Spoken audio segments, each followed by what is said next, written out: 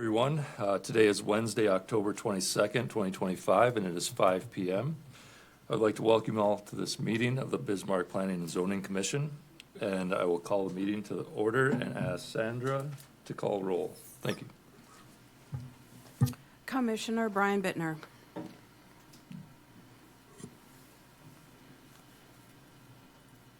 Nope. Robert Field. Here. Cole Johnson. Here. Amber Larson. Here. Gabe Schell. Here. Mike Schmitz. Here. Sheldon Civic. Here. Trent Wangen.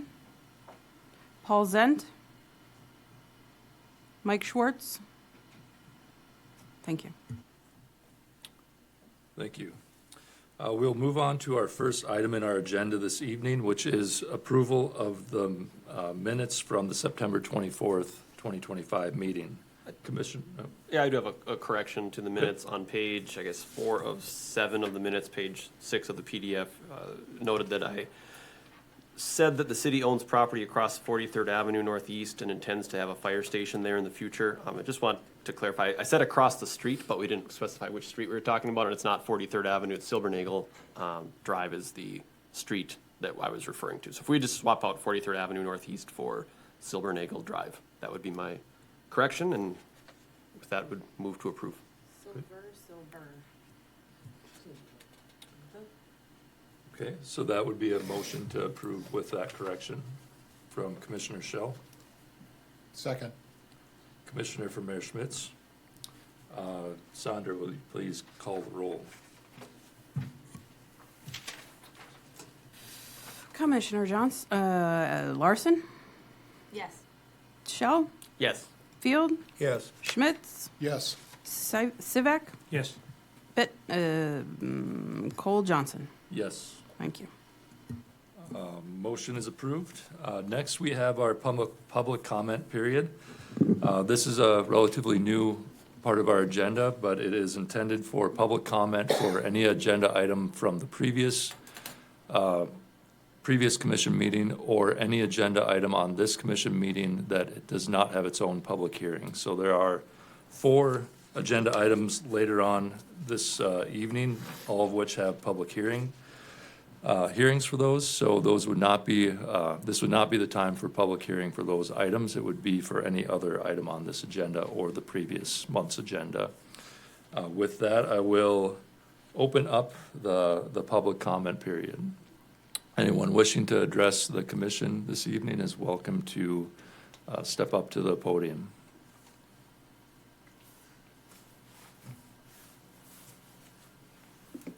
Thank you. Yes. Hi, Karen Bonnet. Karen Bonnet.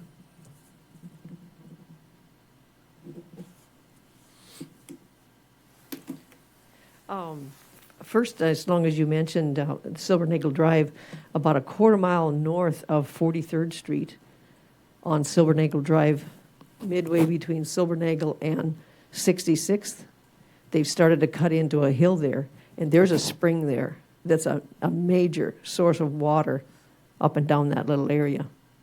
And I don't know if anybody in the city is aware of that. Okay. So you need to really treat that spot really cautiously. All right. And then I wanted to thank the commission for the previous meetings that you've had regarding the extraterritorial area, and to any commissioners that aren't here and might be watching. A great big thank you to them, because we were not made aware. I'm in the outside in the county, and we were not aware of anything going on because it wasn't publicized. Everything was like backhanded. It felt like when it hit us that we could possibly be annexed into the city. And I want to thank you guys for having come to that conclusion that we won't be annexed, that those rural areas will be left alone that were on the maps that we saw before. We chose to be in the county so that we wouldn't be in town. I don't deal with lights at night. And the county was the ones that hooked us up with water, rural electric, septic system, all those kinds of things. We're not made to fit into a city kind of situation. And so I think those things need to be people need to be aware of those kinds of differences between a city and county. And, pick out a square that you're going to build to and buy up that, but don't be trying to take somebody else's dream, should we say, our home away from us because of that, trying to annex us. That was a fearful spot to be in. And it kind of felt like the natives must have felt like when this country first was started in, and our government just came in and took land away from natives. That's what it felt like to be on that end of it. So I appreciate the fact that you've come to the conclusion that that extraterritorial area, that county area, will remain as such, or at least the county areas will remain independent. Thank you. Thank you. Anyone else wishing to address the commission tonight in the public comment period? I'm just unclear, is the ETA something to be addressed at this point here or not? So Mayor Schmitz. the ETA map, that was already addressed. There is a different topic later in the agenda on just the growth phasing, but that has nothing to do with ETA. In fact, that area is just, what might come at some point in time. And so the ETA, that's already been negotiated. There might be some minor adjustments still being looked at in one particular case, but that's where that's at. And there was never a plan for annexation, even in the discussion over the ETA. That was never in the play. That would only come at the request of the landowners, actually. Thank you, Mayor Schmitz. Public comment, go ahead.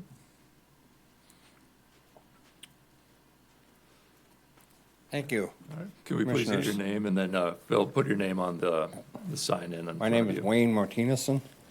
I live northeast of Bismarck, and I got some land off of 26th Street, and I'm on the tail end of this ETA deal, and I like that land removed, that ETA removed on that property. I got about 110 acres there, along the railroad tracks north on 26th Street. Now, I was at the meeting Monday night, and your chairman you had for the city working on this here, he invited me to this meeting tonight to express my views on it. So if you would consider that, I'd appreciate it. I don't know how far out they plan on going with that ETA, but this is be more like over 4 miles out, wherever the city limit starts. Mayor Schmitz. Because I just had a conversation with planning on this, I can try to address that. Okay. So we are aware of his request, and Daniel's actually investigating how or what that might look like. So that Okay. might be one of those adjustments yet, sir. Okay, I'll get this filled out and Just I'll sit so you down. know, we're not ignoring it. okay, All good. right. Thank you, Mayor Schmitz. Thank you for the comment, Wayne. Yep, you're welcome.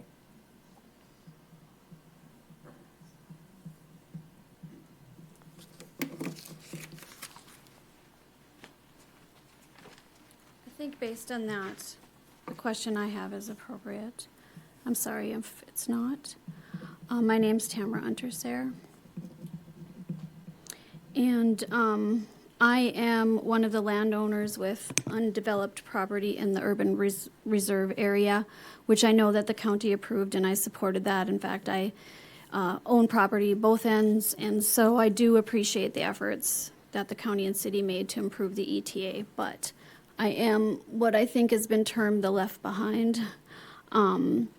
So the question I have, of course, you mentioned, maybe if I misunderstood this, I'm sorry, something about maybe there's going to be something with the metropolitan planning length. I just, since you are the Planning and Zoning Committee, I want you to know that I'm concerned, and I remain concerned about the 50-year metropolitan plan, because that ties my property up for half a century. And I've had experience, which I shared previously. I don't need to share it again. I know from, Commissioner Swab's testimony, I'm not the only person, because I wasn't the person that called him. So I think, and just looking at the ETA stuff as far as how it interacts with the Metropolitan Planning Organization, it's my understanding that the federal guideline is 20 years for planning. Is that wrong? Do I have that wrong? Can anybody tell me if I'm wrong on that? Daniel, do you have an answer on that one? So yeah, I could attempt to. So there really are no federal guidelines for our plans. It's at a local decision of how much of a time horizon to use. 25 or 50 years are very common. There's no requirement in state or federal law, though. I understand there's no requirement that you can't go beyond it, but that's the guideline that you at least plan for 20 years. So I think my concern is, why are we in the city of Bismarck planning for 50? That's twice the federal guideline. And you're controlling property that I can't, I don't have fair representation on for half a century. So that's why I'm here. I'm concerned about that. I remain concerned about that. I don't have a problem with the ETA. I understand the ETA. It's just how far out you are going with it. And, I guess if you could show me, maybe put on the city website, email me, I'm in your system, where other cities in the nation are planning out 50 years like Bismarck, oranges to oranges, apples to apples, then I'm willing to accept that. But at this point, I remain concerned. My great-grandfather actually came here as a migrant and came with enough money to buy up a lot of eastern property in the city of Bismarck. And so I actually am part of the family members left on one parcel of land that remains in our family.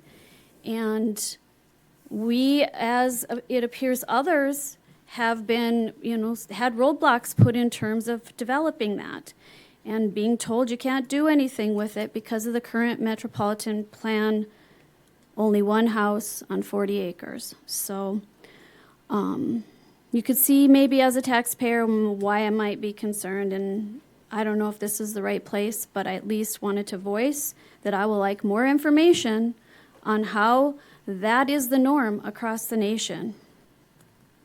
Thank you. I have a question for you.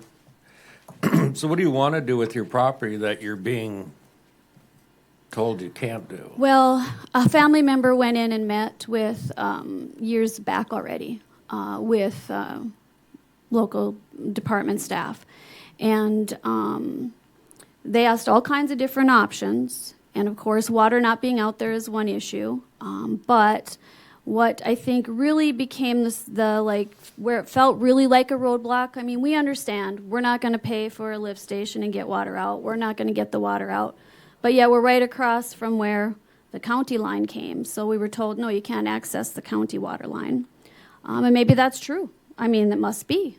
But it seemed as a taxpayer kind of like, wow, they're like kitty corner from us. That's a bit of a stretch, but I mean, maybe that's okay and that's the way it has to be. I don't know. As a taxpayer, that certainly concerned me. And then, so we backed off on any water use at that point and looked at putting up maybe some storage units. And again, as Commissioner Schwab spoke about, he has heard, it wasn't from me, that basically the fire department wouldn't be able to respond to those, so it wouldn't fly when it came to the city's fire person, whoever's in charge. And so that is where we started to question, why are we as taxpayers paying taxes on this property? Obviously, we don't own it. The zoning committee or whoever is in charge is making these decisions is the one that's telling us basically there's very little we can do with our property based on a half-century plan.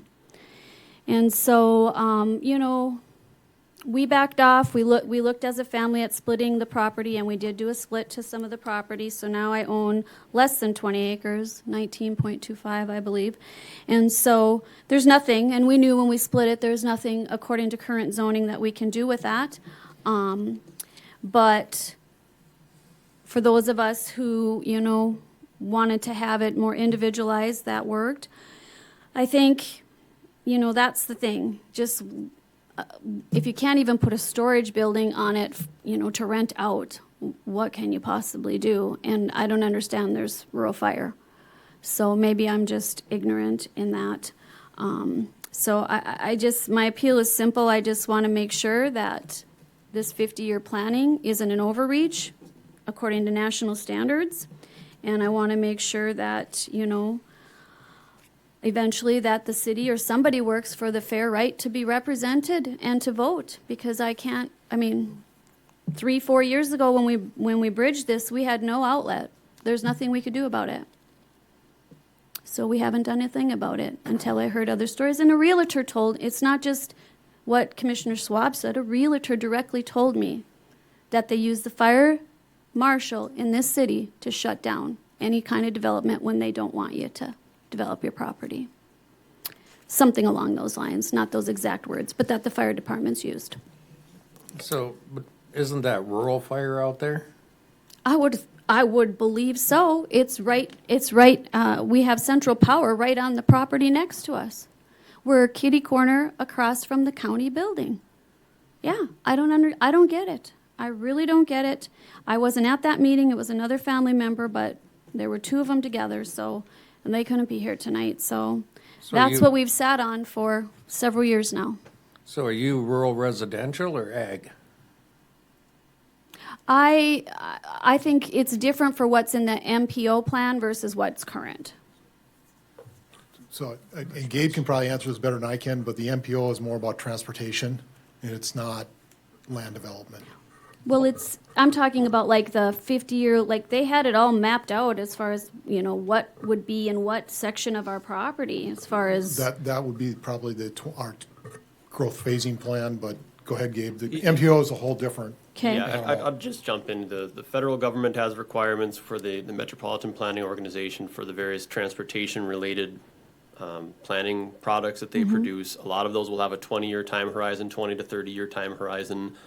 So if they're making that investment in a new roadway, that there's some assurance that that facility will operate as intended for the next 20 years before you might have to make a new investment in that roadway because the surface itself would need some sort of rehab.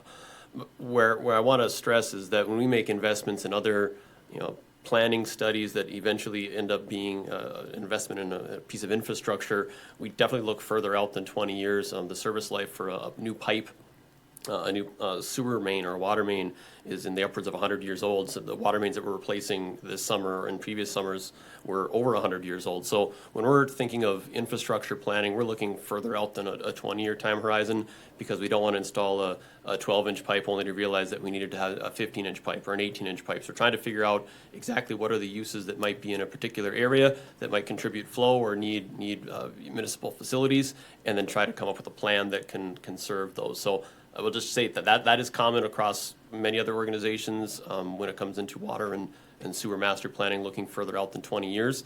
And so that would be consistent with what you would find in Fargo, Grand Forks, Minot's, and other communities in our state and elsewhere. I just wanted to, just note that. I believe it's agricultural currently, because we have someone farming it.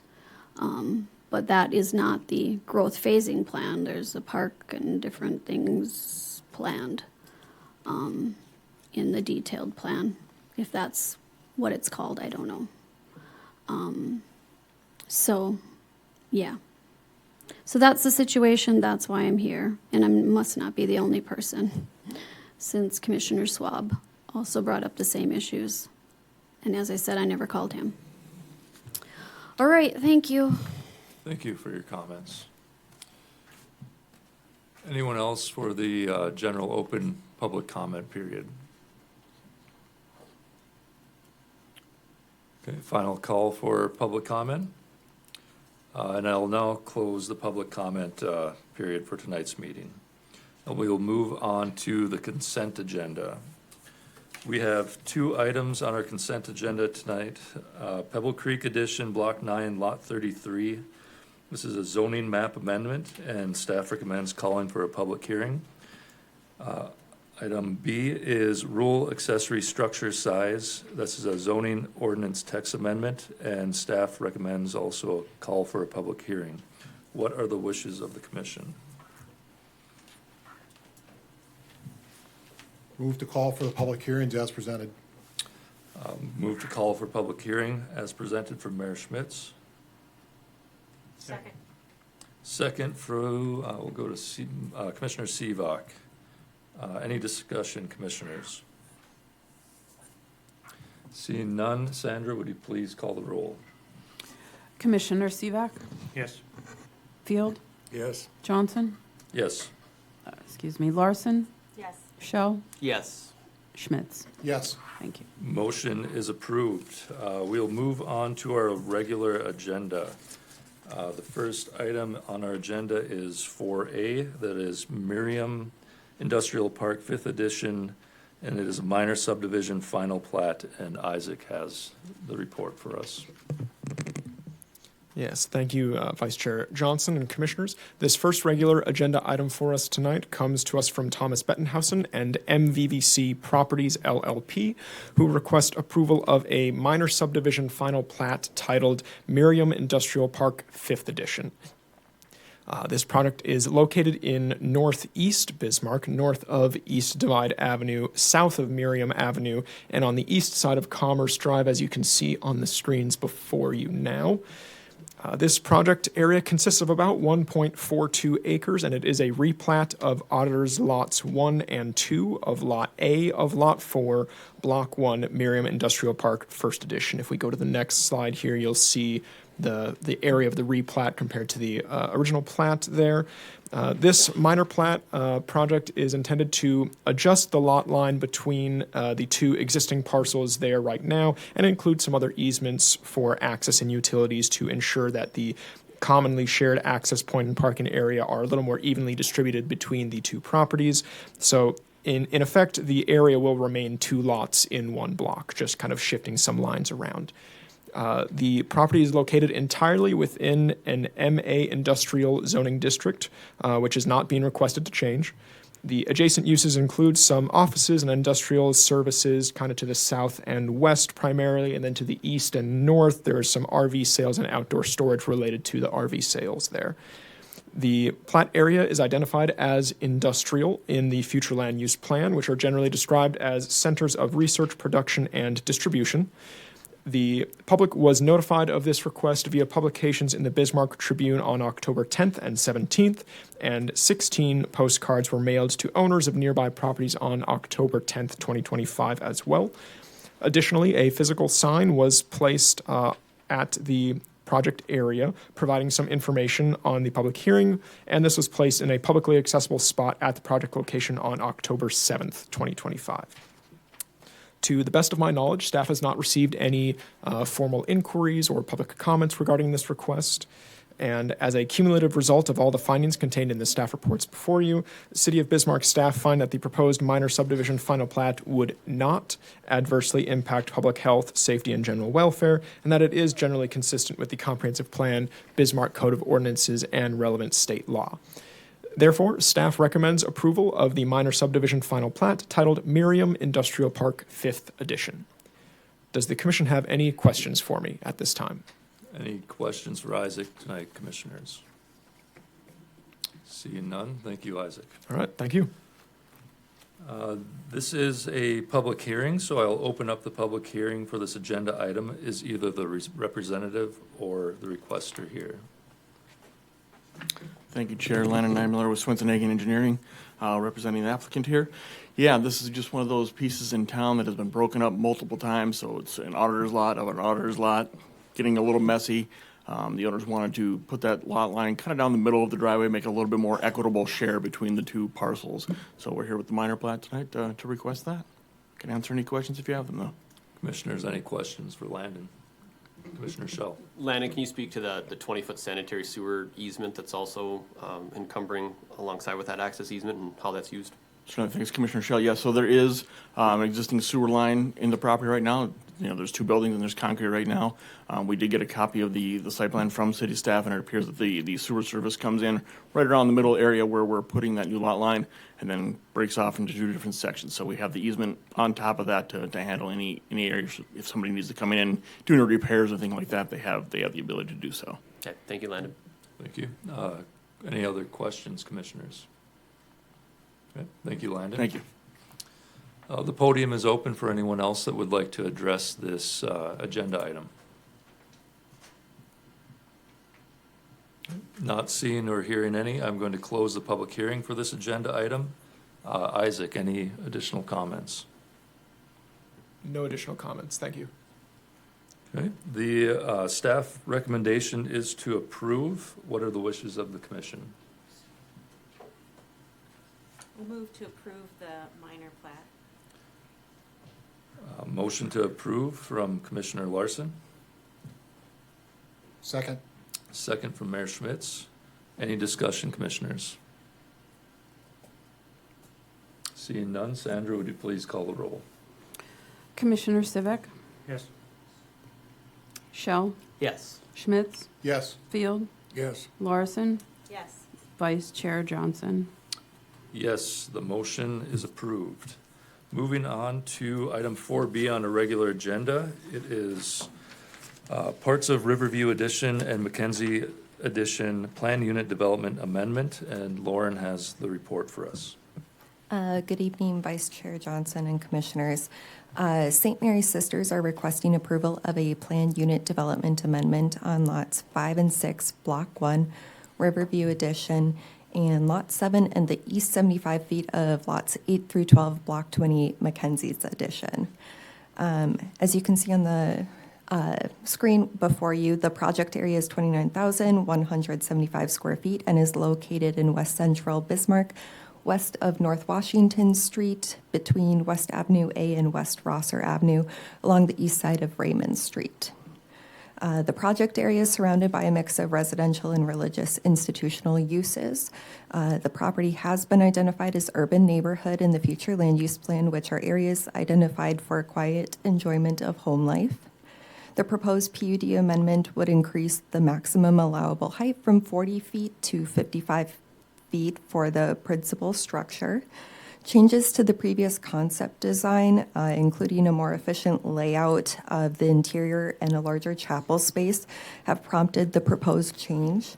The proposed change in height, mainly for that chapel space, would allow the St. Mary's Sisters to maximize the benefit and utilization of the building for their needs. There are some elevation and concept designs included in the agenda packet as well as on the screen before you, which provide an idea for how these changes may look compared to the surrounding area. The public was notified of this request via publications in the Bismarck Tribune on October 10th and 17th, and 49 postcards were mailed to the owners of nearby properties on October 10th. In addition to that, a physical sign providing information on the public hearing was placed in a publicly accessible spot at the project location on October 7th.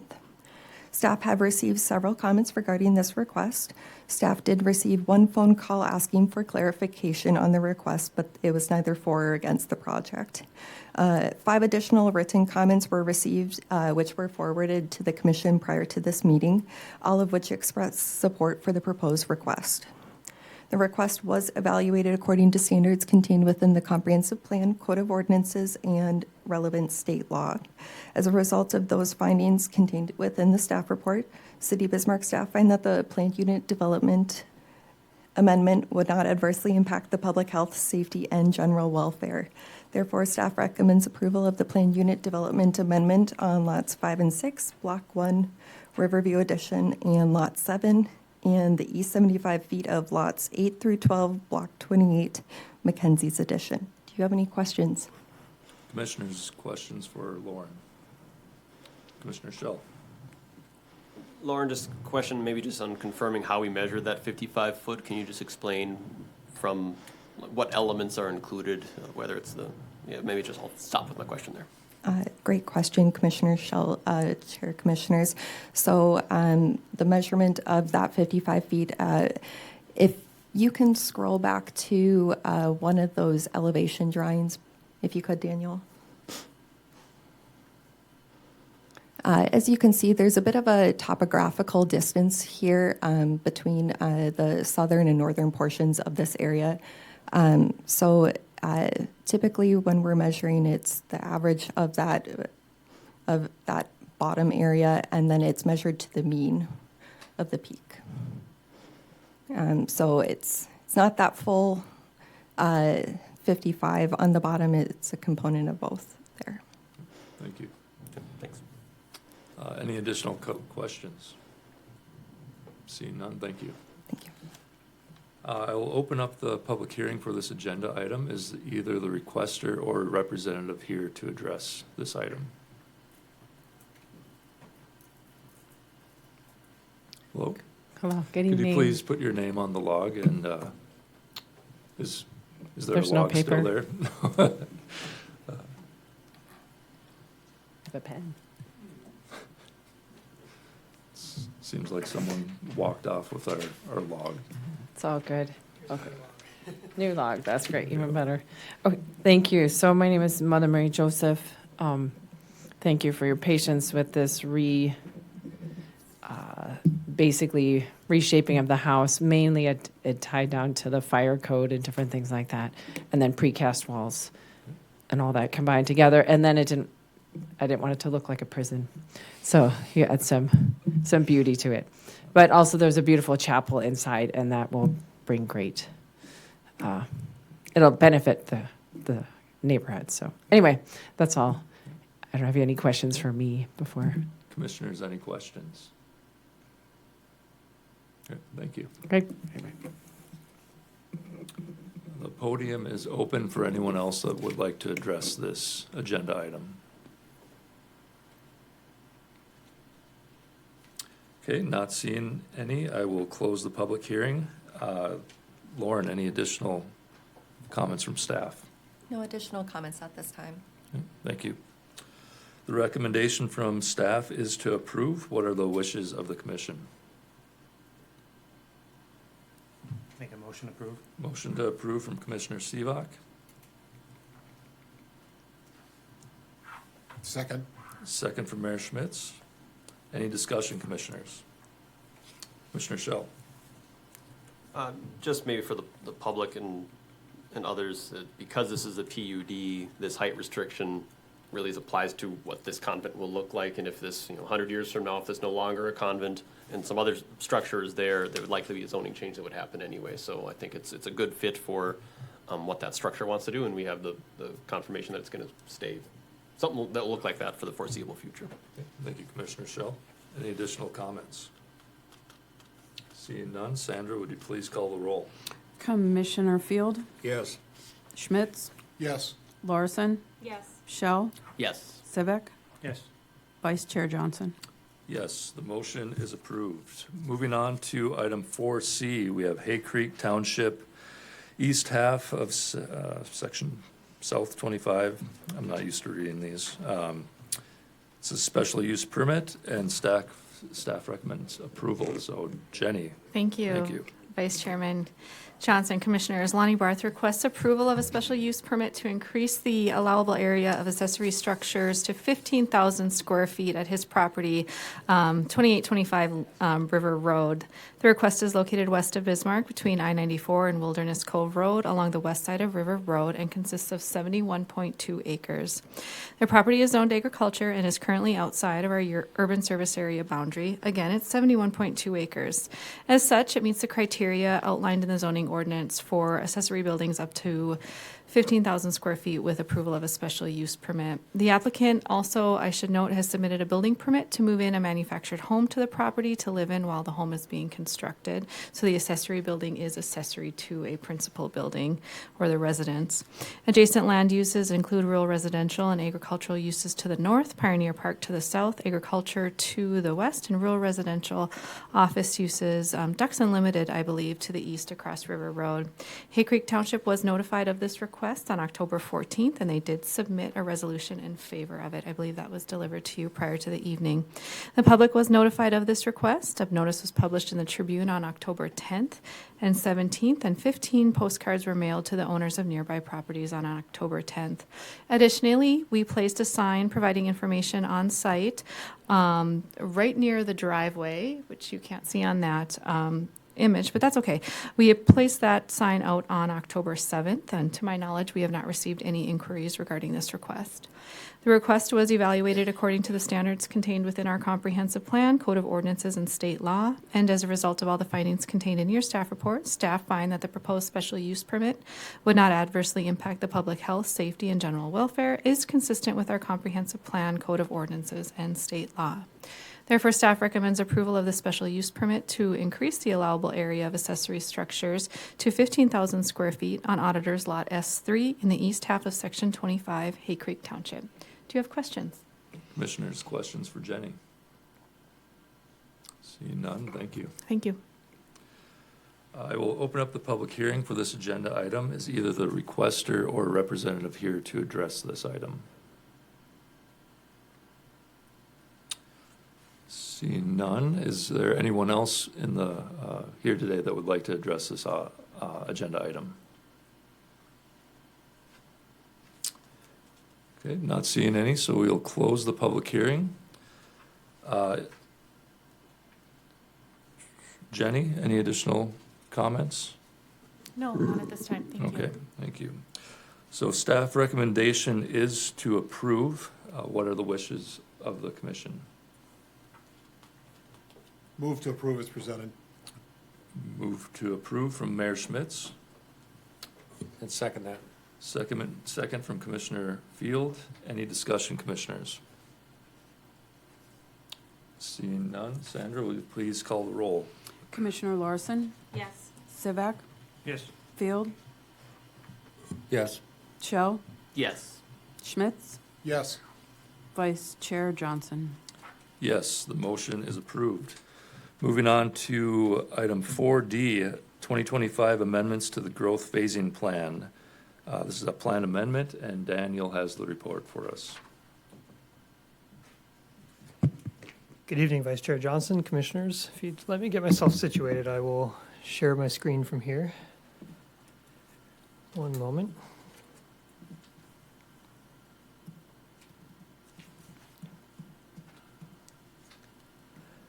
Okay, thank you.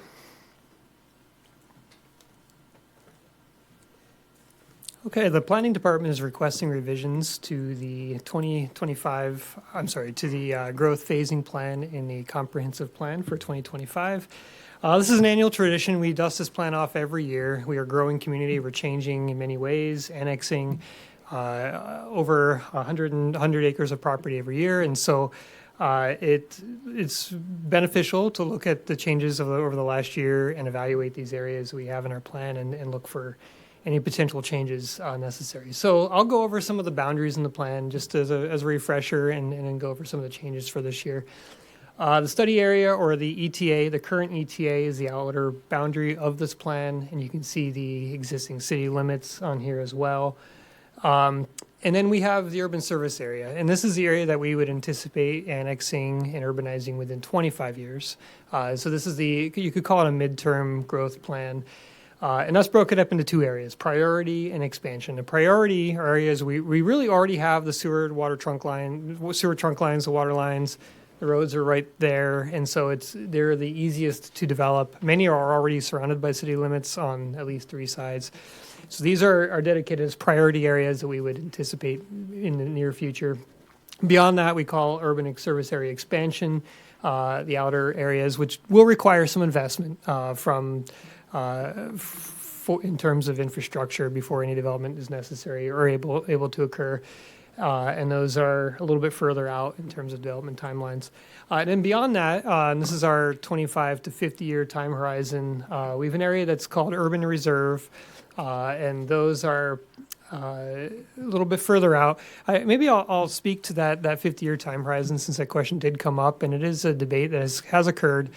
We've used this 50-year time horizon for at least 15 years now in our planning, and it really is related to that infrastructure plans because when you're making large investments that need many, many years to recoup that return, it is important to ensure that we understand what that development will be that will be feeding into that infrastructure.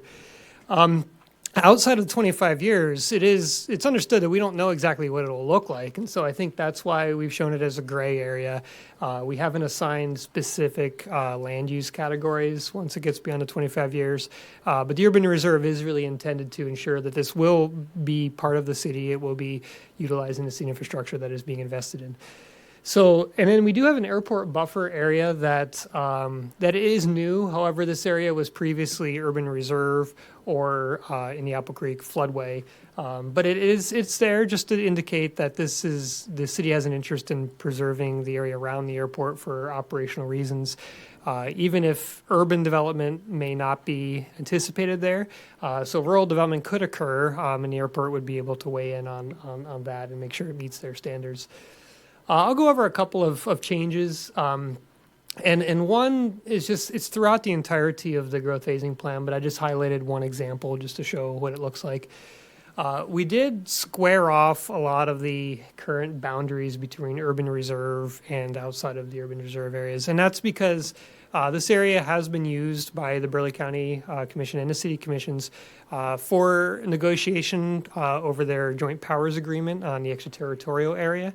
And so to function as a usable boundary, we can't just follow contour lines like we previously did. So we've squared it off to either follow quarter section lines or property lines or road right-of-ways to make it a usable boundary.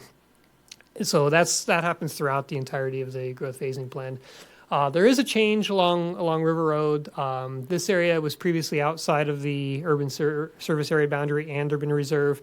It's been added into the urban reserve here up to Sandy River Drive at least, excluding some rural residentially zoned properties. And the reason for this addition is it is possible for city services to be extended into this area, and although there are floodplains to contend with, and that was the reason for originally removing it. We do believe within 50 years this could be urbanized with some investment, and so that area was included in the urban reserve. And there have been a few other changes. I'll highlight in particular in the TJ Lane area, mostly just at the behest of city commissioners, and certain areas are rural residential, but were large enough lots that in the previous iteration they were included in urban reserve, but it was really a borderline situation. And so we've removed some of those in particular in this area that you can see here from the urban reserve. And then once again, the airport buffer that I mentioned earlier is on the southeast portion of the airport. So we do try to calibrate these areas with our projections for growth. So really what we're doing is we're taking a projection over the next 50 years, how many acres of land will the city need to meet its needs to be filled? Assuming everything remains the same, assuming the densities remain roughly the same, and assuming the growth rates remain the same, we are adding 270 acres per year on average, and we're growing by 1.38% by average every single year. So just follow that line out, and we need 43,000 roughly acres to fill the city. The boundary that we're showing in urban reserve and urban service area boundary is not quite that. It's a little under 43,000 acres by the year 2075. However, we do think there are some areas inside of city limits, such as an entire section of land owned by the state of North Dakota on the east side of Bismarck Expressway that's currently mostly undeveloped. And so we're comfortable with that underage main acreage, because that will probably develop in the near future and make up for that difference. So we, as staff, I think we're comfortable that the area shown here could suffice for 50 years of growth. So as I mentioned, this was used by the commissions as the basis for negotiating the ETA agreement. That's really not within the purview of this body. That's really at the commission level to determine what those legal jurisdictional boundaries would be. I would say that your role would be to look at the growth phasing plan as a plan and how it accommodates our future growth. But just to reiterate some of those changes, by removing those areas that are not in the urban reserve or urban service area boundary, that would remove 95% of all of the homes from the ETA, and 53% of the land would be kept in the ETA. that is most suitable for urban growth. I will say, and the mayor did allude to this as well, if you do approve this or recommend approval of this tonight, there may still be changes. The commissions at the city commission and county commission, would have the prerogative to look at specific areas and make some changes. So I would just note that that as even if a recommendation is made, that this may still change in the future. If you have any questions, I can attempt to answer them. Commissioners, questions for Daniel?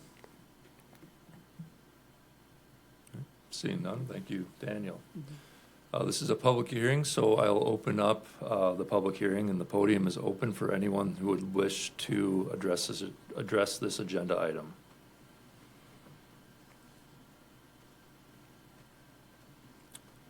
Seeing none, I will close the public hearing. Daniel, any additional comments from staff? No, thank you. The recommendation from staff is to approve. What are the wishes of the commission? Move to approve as presented. Move to approve by Mayor Schmitz. Second. Second from Commissioner Larson. Any discussion, commissioners? Well, is there an easy way for the public to know if they're in or out of on this map? Yes, thank you, commissioners. Commissioner, yes, there is a map on the city website, and it is on, maybe I'll explain it here so people can follow the trail. If you go into the planning department and then you look on the left side bar and you go to the bottom and there's something that says ETA discussion. If you open that, you'll find an interactive map that will allow anyone to put their address in and see where they fall within these boundaries. So we'd encourage anyone to take a look at that. It's been featured on the front page of the Bismarck website. I'm not sure it's still there. But I know it is in a location I've described. Thank you, Daniel. Commissioners, any other comment or questions or discussion? Okay, seeing none, Sandra, please call the roll. Commissioner Larson, Yes. Shell, Yes. Field, Yes. Schmitz, Yes. Civic, Yes. Vice Chair Johnson. Yes, motion is approved. We'll move on to other business. Item 5A, Arts and Culture Master Plan Presentation, and Lauren has that report.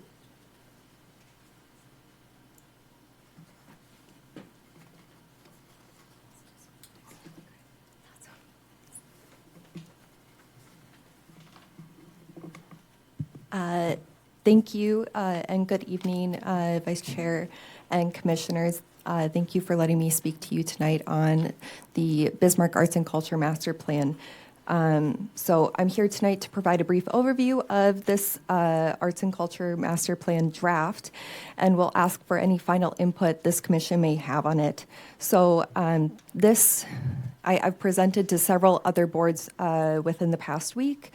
And that has included our city commission, our park board commission, as well as our school board, as they are all our key project partners for this endeavor. After we receive final input from this specific commission, we'll bring this to the city commission for final adoption. Can I get the next slide, please? Thank you. So the Arts and Culture Master Plan aims to develop a community-driven vision for the role that arts and culture plays in the community. To achieve this initiative, the City of Bismarck partnered with Dakota West Arts Council, Bismarck Parks and Recreation District, and Bismarck Public Schools. We did contract with Designing Local, a nationally recognized firm specializing in this specific type of planning. Can I get the next slide, please? Thank you. So there are 5 chapters to the draft plan. I believe there is a memo in your packet. There is a link taking you to the city's website, and you can access the draft plan that's currently there. So the first of the chapters starts with explaining how the process to create the plan came about, and the last finishes with an action plan that supports that implementation of the plan's recommendations. Can I get the next slide? Thank you. In 2022, the City of Bismarck was awarded an Our Town grant from the National Endowment for the Arts to create an arts and culture master plan. The effort to create this plan stemmed from several factors, including the city's 2019 strategic plan, Together 2045, as well as several community conversations among artists, performers, cultural bearers, as well as arts administrators in 2022. The chapter describes what an arts and culture plan is and what it should do for a community, and identifies the project's key partners that would play a role in those implementation components. Can I scroll back, please? Thank you. So as part of the creation of this plan, we had multiple opportunities to engage with community members. We had 23 one-on-one stakeholder interviews. We had 6 small group focus conversations, non-scientific online survey, as well as a public workshop. Next slide. So through that, there were several reoccurring themes that emerged, and those are on the left of the screen for anyone looking at that. Those 4 components were then compiled into a series of values that would be used to guide the development of the plan recommendations, and those are included on the right-hand side of the screen. Thank you. So the inclusion of this next chapter was to help gauge the relative success of Bismarck's arts and culture efforts compared to our peer cities. It highlights arts economic impact data from the Arts and Economic Prosperity 6 report from Americans for the Arts for each of those peer cities where data was collected. Additionally, it notes which cities have current policies, commission, and funding mechanisms in place to support the arts and culture sectors in their community. This 4th chapter provides an introduction to various ways the arts can present themselves for the community, and it highlights multiple examples under the 4 main areas that are shown on the screen here. Next slide, please. Thank you. So the last chapter provides multiple strategies to implement the overarching plan recommendations. They're laid out in a now, soon, next format with years noted for each of those. And that provides a flexible yet strategic timeline that prioritizes projects and foundational program elements so that future investments can best leverage the momentum and increased capacity built through those prior phases. The chapter does also note some potential funding opportunities for arts and culture and highlights arts activation and discovery opportunities that can be used for some of the strategies within the plan. There are some strategies that I do want to call out in the chapter. Can I get the next slide, please? So I've called out a couple strategies that may or may not relate to this commission, but it could relate and support to Together 2045, specifically goal T8 and those objectives A through D, which are related to arts and culture programming, as well as other public art components. So 1.1 is a strategy to adopt a public art policy, and with that strategy, with it recommending a public art policy, it could help support our current efforts with our land development code. Currently, our ordinance only references public art within our downtown zoning district. Those discussions are currently underway where that public art might fall within the city. So a policy could provide a process for selecting, commissioning, placing, and maintaining art for the benefit of the city, its residents, which could support and or clarify any regulations that may be identified in that land development code for art installation within the city, either at a private level or through any requests associated that might come to this board. I do want to also point out strategy 2.4. It recommends exploring a new green space in downtown or a public plaza in downtown. So if this strategy would be implemented, a potential request may or may not be seen before this commission, depending on the location or the development request for something like it. However, it could still support those overall goals of Together 2045. And a specific one would be S7B to create a centrally located public signature space for cultural events and gathering spaces. It could also be beneficial to any other development occurring in and around downtown if they're looking and utilizing that public plaza. So the recommended strategies in the action plan are meant to provide decision makers with clear goals and objectives for implementation in order to best follow through on their commitment for creating and maintaining a vibrant local arts community. At this time, I'll ask for questions or final input on the plan that you may have. Commissioners, any input, discussions, or comments or questions for Lauren? Okay, thank you, Lauren. Thank you. We'll move on to item 5B, changes to department structure. I think Daniel has that. Okay, good evening, Commissioners. I'll be very brief. So the City Commission voted last week to make some changes to the internal structures, organizational structure of the City of Bismarck. It really won't affect you much at all, except you may notice some changes in titles and changes in names of things. But the planning department is split out from the building inspections department. They were previously under community development. And now they'll each stand alone. And so I'll be the planning director. Brady Buskowski is here as a building official. So we'll be working together all the time. We'll share a lot of things in the office. But the development is certainly a both-and situation, but we have very different expertise, very different roles. And so I think this reflects that. And so just want to make sure you're all aware of that and you also know who to talk to if you have questions about either of those two items. Thank you, Daniel. Any questions for Daniel? So if I think one of the things that City Administrator Timonek looked at as he was evaluating that, because we made some other structural changes as well, is we removed a layer effectively or a buffer and no longer have a department director over both. So when you're looking at planning and zoning, Daniel's the person and his team.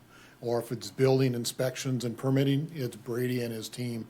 And what we're going to do with it is it's going to give us the opportunity to take that position that was filled by Ben Arith previously and actually retool it to look at another position probably within the building inspections department, because we have some issues that sometimes we can't always address, and so we'll look at somebody who can help with some enforcement related items. So I think it was a very good opportunity that Mr. Timonek took to look at how we could better utilize and be appropriately fiduciarily wise with the resources that the city has been blessed with. So this actually there's zero net impact to the budget is my anticipation. Could be a slight reduction even from a cost standpoint, but it also flattened the line a little bit. And so like Daniel reports not through someone, but to one of the two either the assistant or the city. And in this case, it's going to be the assistant city administrator, Doug Wiles.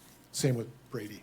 And it's intentional because we are truly concerned about making sure the city of Bismarck continues to be economically viable and can continue to grow and support growth and try to figure out how to be more efficient in allowing that growth to happen and move the process through more quickly. And this is a step in that direction. Thank you, Mayor. Any additional questions or comments? Vice Chair Johnson, if I may, this isn't on the agenda, but just to notify all of you, if I can have the screen shared again. There are some events going on as far as our land development code outreach, and the first one happened this week. A couple of planners will be at 2 coffee shops in town, and we'll be there with our laptops just doing our work. But if anyone wants to show up and discuss the land development code, we'll have copies of that there, of the draft versions. And we can have informal discussions. They're welcome. Anyone from the public is welcome to leave any feedback or comments or ask any questions about the process that's underway. So these are the dates, and these are also available on the city website, or there's also a QR code for anyone from the public who wants to access this. Thank you, Daniel. Commissioners, any other business for this evening's meeting? Okay, seeing none. Our next regular meeting is November 19th, and I will adjourn this evening's meeting. Thank you.